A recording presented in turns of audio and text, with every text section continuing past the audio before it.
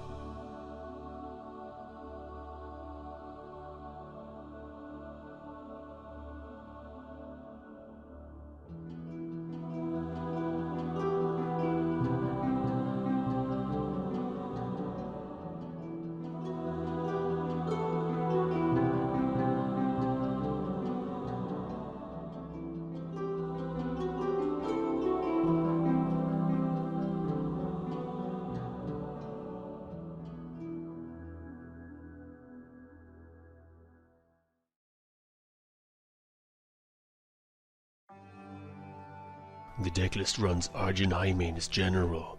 His Bloodborne spell Roar enables you to buff up your minions constantly. The Dreamgazer is the perfect opener. It is best summoned on turn 1 or 2 by replacing it. This way it costs life instead of mana, acts like card draw, and lets you reach the mana tiles more easily. Fighting Spirit is essential. By buffing the health of all your minions by 1, it makes your swarm stick on the board. It can put you out of the range of some AoE removals, which is crucial. It also acts like card draw. Zux is another key card. For 1 mana, it helps you put as many bodies on the board as possible. This way you get maximum value of your AoE buffs. It also allows you to grab the mana tiles more aggressively. Celebrant puts another mana tile on the board. This way you can spam even more minions in the early game. Being a golem, its cost can be reduced by Golem Metallurgist, and it can enable the Warblade buff. Golem Metallurgist reduces the cost of the next golem by 1 mana. It has decent stats. It can also bait out enemy removal, because they fear its cost reduction ability. Shiro Poppy Dragon is another awesome 2-drop. It buffs all adjacent minions by 1 attack at the end of turn. With 4 health, it sticks on the board easily. Its effect can spiral out of control for the enemy, making it another target for provoking enemy removal spells. Sunwisp is another good opener. By drawing you a card, it allows you to flood the board without emptying your hand too quickly. War Surge gives all your minions +1 health and attack. Replace it on turn 1, but play it in the mid-game when you have already flooded the board. Warblade is a cheap and powerful golem.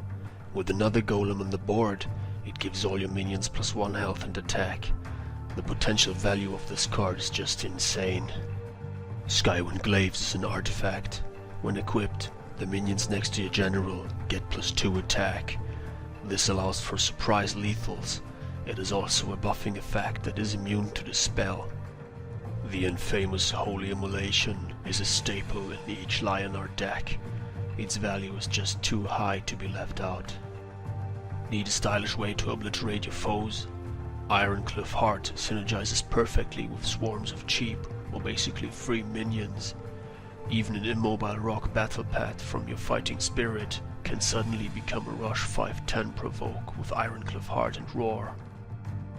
Lightbender is the only removal of this deck, alongside Holy Immolation. It is totally sufficient for players who want to remove the opponent's units in the classic way. Fierce and fearless hand-to-hand combat. Trinity Oath heals up the damage you received from your Dreamgazers. It also draws you 3 cards. Having this card on turn 2 gives you all the confidence you need to spam the board like there is no tomorrow. The value of Boulder Breacher increases with the number of minions you have, preventing the enemy from retaliating. This card translates into an effective board clear or artifact removal. Jack's True Sight is the failsafe mechanism of this deck. 5 minions for 6 mana is awesome if you ran out of cards. Should your opponent get out of reach, this can be the answer.